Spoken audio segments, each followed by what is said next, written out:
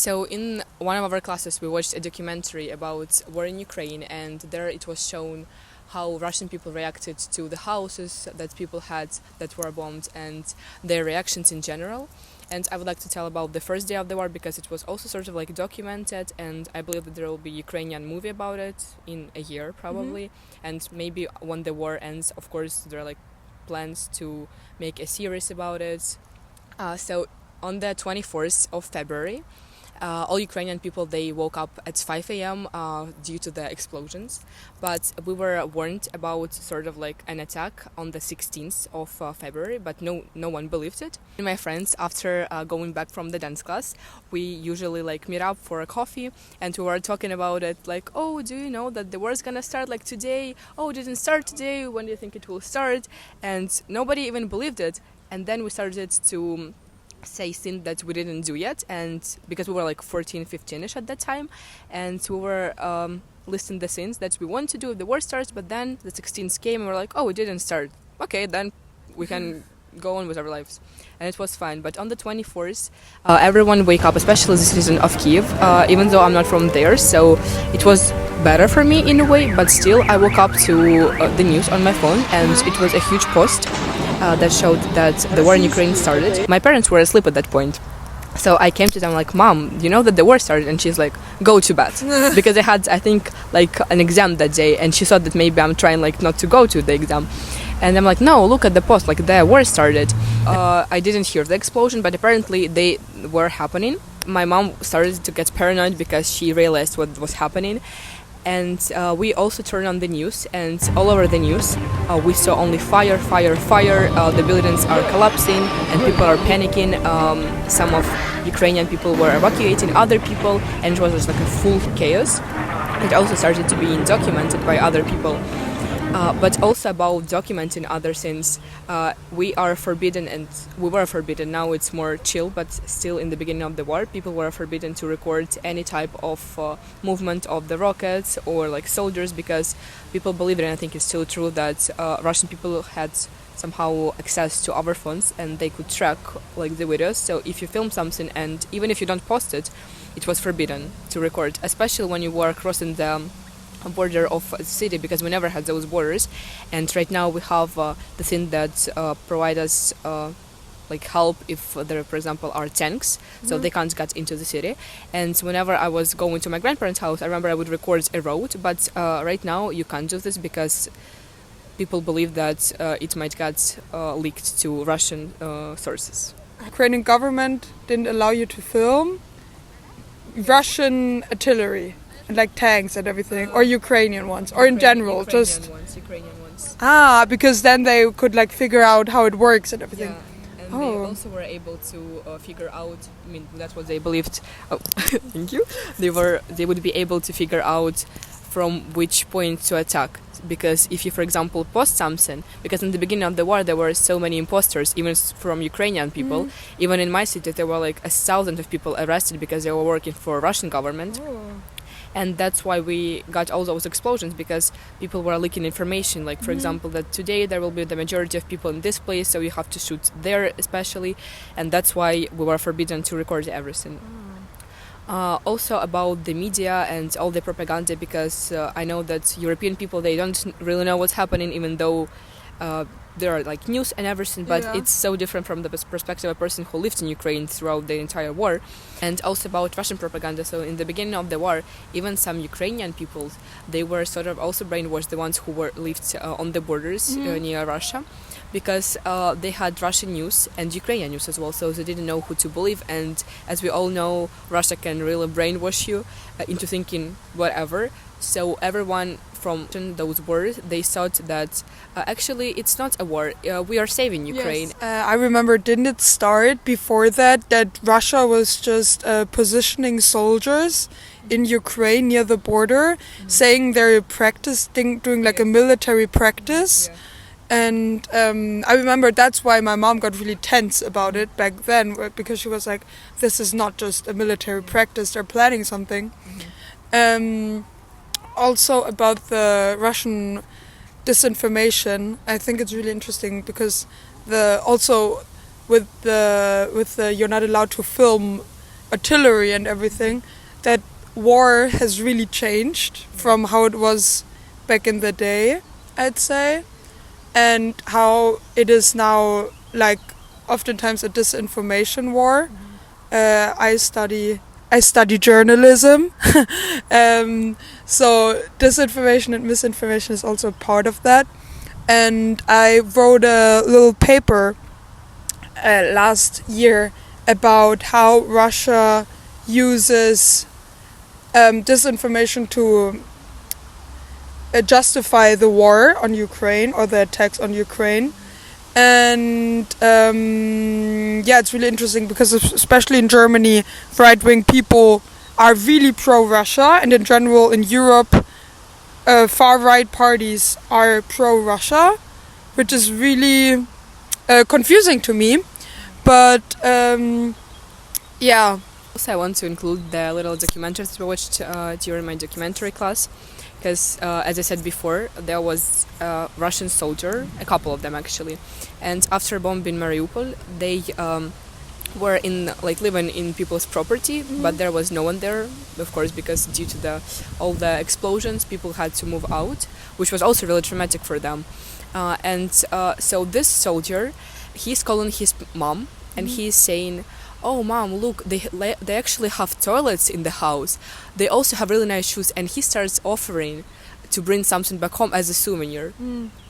And then they also, it was the beginning of the war when it was filmed, so they also didn't really know what to do, because they, as we know, but also I don't really believe it, that they didn't have a choice. They also had to go to war. Yeah. But so he is saying that, "Oh, today we were told that we'll have to kill people, but I don't want to kill people."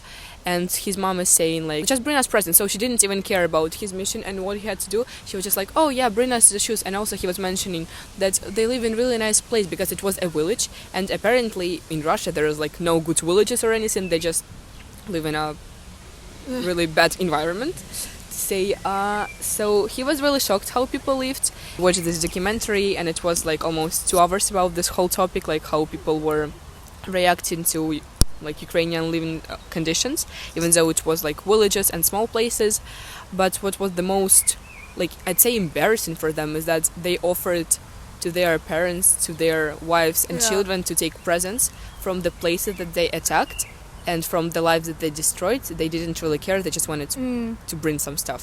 Russia has always been very good at framing that it is this big empire, and every other Slavic country could be glad and grateful for being part of it, and that they are the superior superior Slavic country. And this reminds me of a man who has lived in Germany, who was saying very similar things, how he's rescuing people, and how there is a hierarchy in people and what they're worth.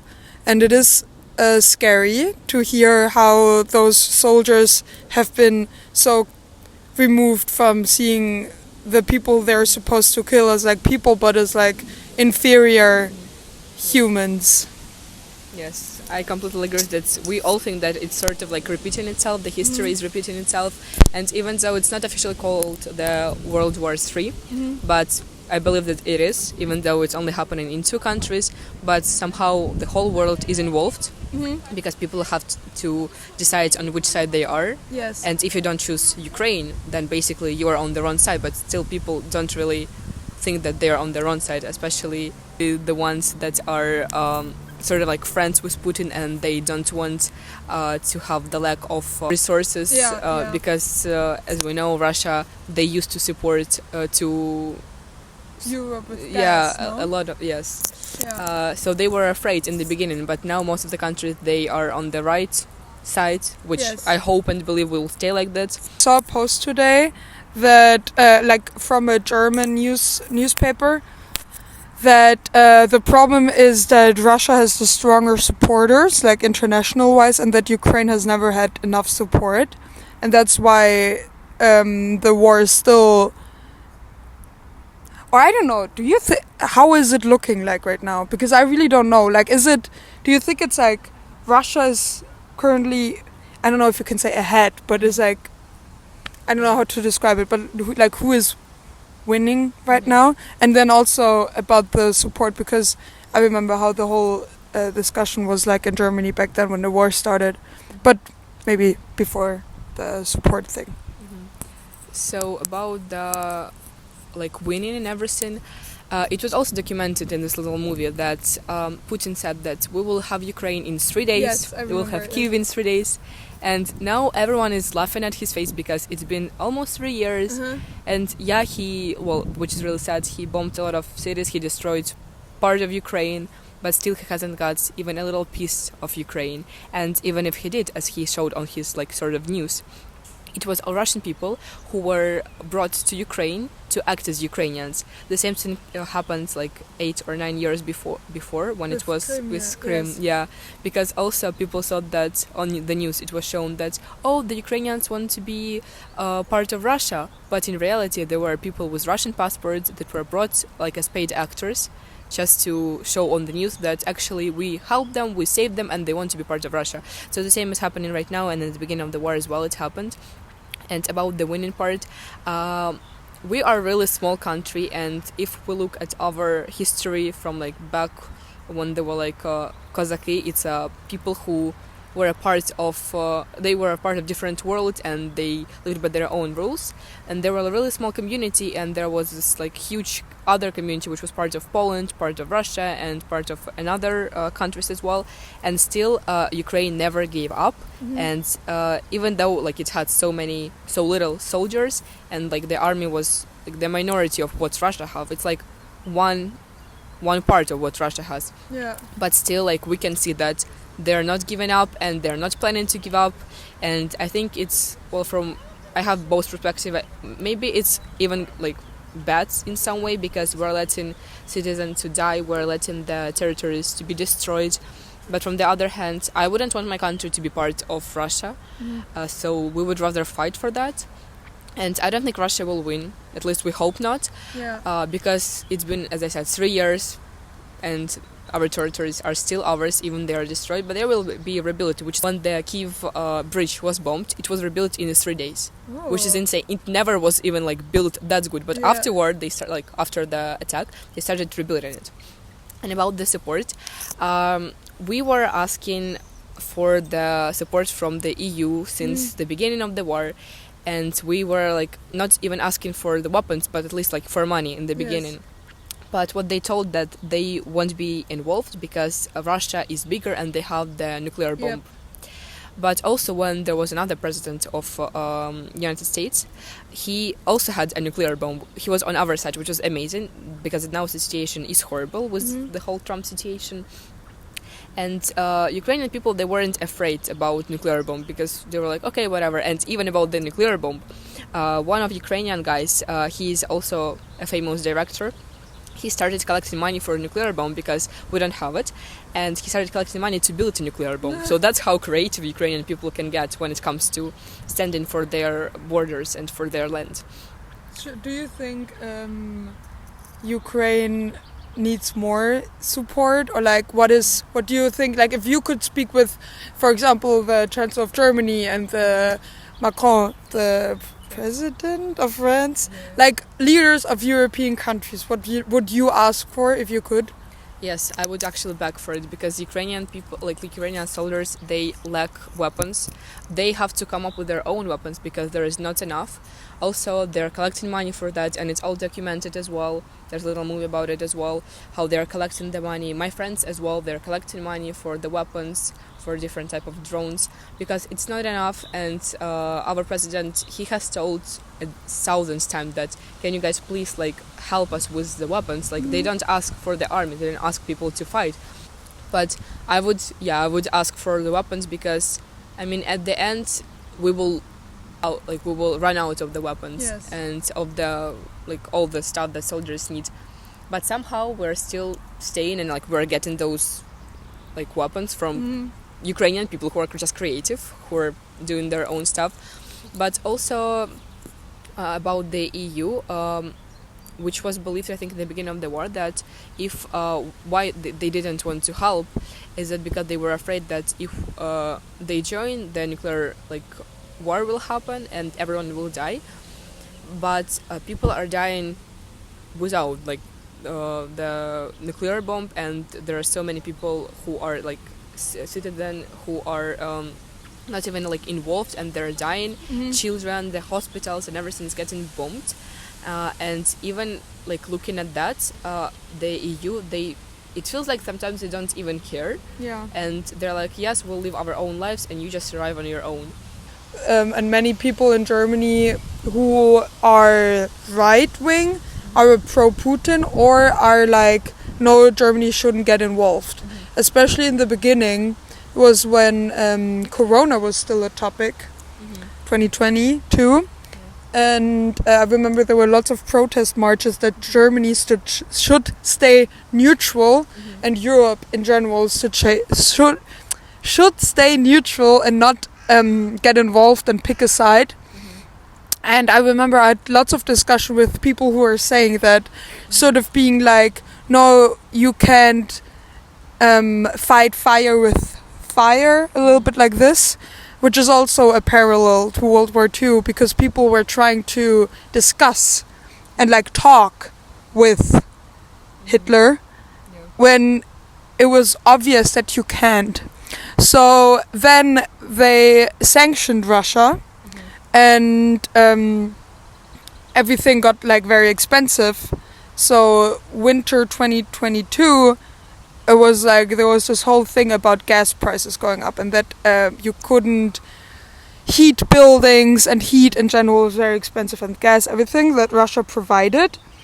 And it was a very I think in general with Corona, Russia, all those crises going on, it was very dividing for the country in general, and that is when Russian disinformation sort of struck, when they were like kept saying, especially with like alternative media in Germany, German alternative media, they were reproducing those disinformation, being like, yeah, actually Ukrainian people want to be Russian, and like all those things which were framed in a very specific pro-Russian way, and many German people believe that. And I think it is a very easy point of attack in Germany, like aiming there and being like telling people, no, actually it's like we're doing something good, and you should, as a German person, you should support Russia. That was sort of like one perspective I noticed a lot, especially in the beginning. Also, I would like to talk about the war crimes that were also documented in this little movie we saw, and in general they're documented everywhere. So in the beginning of the war, again, we were informed, and people of Russia were informed that Russian people only attack the parts of Ukraine that have weapons, the spaces with like weapons, and the military spaces. Wasn't there a video, or I remember my mom telling me that they're like writing on hospitals, like this is a hospital, like children live here or something, so they wouldn't attack, but it didn't matter. No, it didn't matter. We also saw this video of hospital in Mariupol, I believe, or like, I mean, everywhere there are like attacks. So I believe one of those were somewhere there. So it was a hospital, and it was written, children live here, children like are there, and I think it was like a maternity house, actually, not just a hospital. And they didn't care, they attacked, so a bunch of people died. Pregnant women, they were freaking out, there were blood all over the place. People like who survived, they have trauma for the rest of their lives. The children as well. Also, we saw in this little movie a really like sad and depressing thing. That's a little boy, he was around 4ish, maybe 5. He was alive, and he came out of the ruins, and he was screaming, my mom, my mom. And he asked the fire people who were there, like the firemen, to look for his mom, but unfortunately they didn't find her. I mean, that's what they told him, but I'm assuming that she was just dead.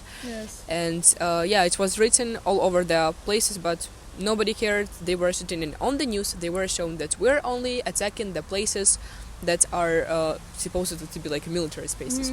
And I believe that this is a huge war crime, especially when there are children there. I mean, in general, when there are people there. And also, like, they attack just the buildings, targeting normal buildings without even caring if people live there. And a few days ago there was a huge attack on Kiev, as always, but this one was a major one. And because like a lot of my friends live there, so I'm informed about that stuff. And it was really huge. It was shown all over the news. Like even though they were supposedly to be like talks with Trump and Putin, and they told that it will cool down, everything will be fine, but it didn't help. I mean, they might have told that yes, it's pretty chill, it's not gonna happen, because Trump told that it's not gonna happen anymore, at least for a few days. But what we have, again, attacks, and again it was an apartment of people, so the whole building, it collapsed. And in my hometown there is a woman whose daughter was living in that apartment that was attacked. She's alive, but the whole building, there's nothing there anymore. It's like a blank space. How does it work? So when because how long before the bomb drops are you informed? Or like when do the air, what is it called, air alarm goes off? Like how long do you have to get to safety? Well, in the beginning, like a few weeks, we didn't really know how it was working because everyone was freaking out. But we have all Telegram channels, and you get a message that in this area there is a air alert, and you have to go to a bomb shelter. But in reality, you don't have time to go to a bomb shelter, especially if it's like far away. Because from my place, for example, there is like no close bomb shelter, and you have to walk at least 10 minutes. And within those 10 minutes, you can be killed. And especially in the first 2 years of the war, the time like when the air alert was going on, in the same time when it's happening, you can hear the explosion. So sometimes soldiers, they can't inform you in advance because they don't get informed themselves. Why is that? Do you know? Well, not really. We are not really informed about those things because they should stay private. But what I do know is that it's sort of like a fortune in a way, because there's PVO. It's people who are standing on the borders of every city, and they have those weapons, and they shoot the bombs. Yeah, no? they are trying at least, and they are the ones that are getting us informed. And I think, why are we not really getting informed like in advance? Because, for example, in my city there is in my neighborhood there is 4 or 5 places from which one you can hear the alert. But they are really like late in time. So for example, in the one part of the city, the air alert is like happening, and it takes like 5 minutes to get to my part of where I live. So you wouldn't like physically have time to go to a bomb shelter.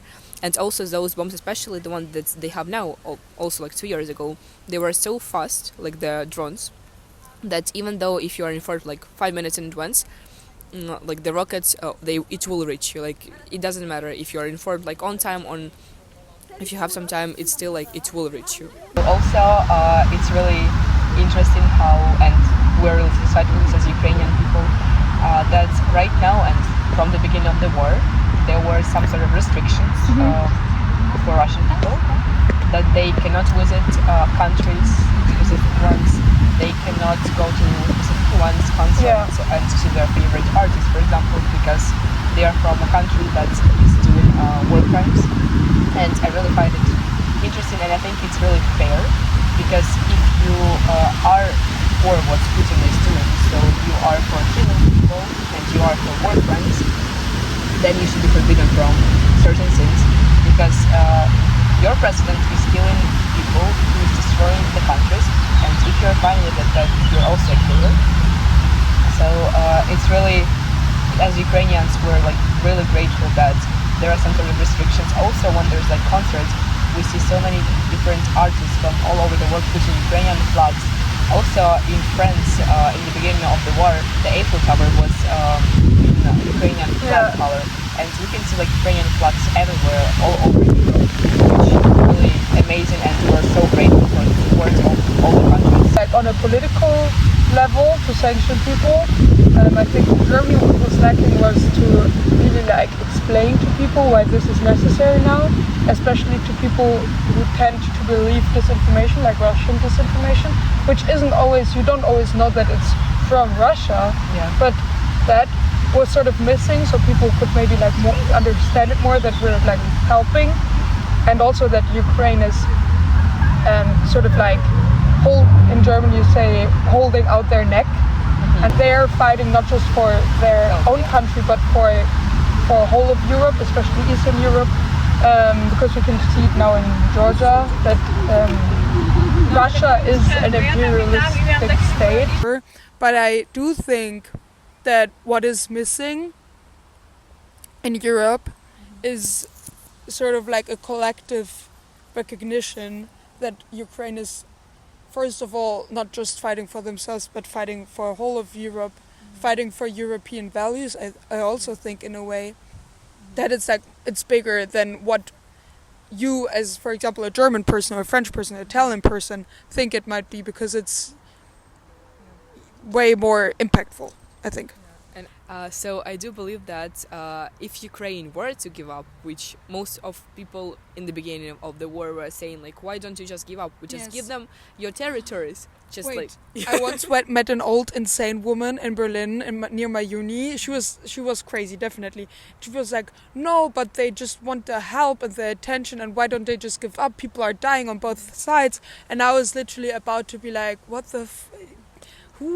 are you even talking about? You don't have a single idea. And like this whole putting pacifism first, being like, no, but people are dying. Yeah, but they're dying not because they want to or because they don't have an option. It's either like you die for freedom, or you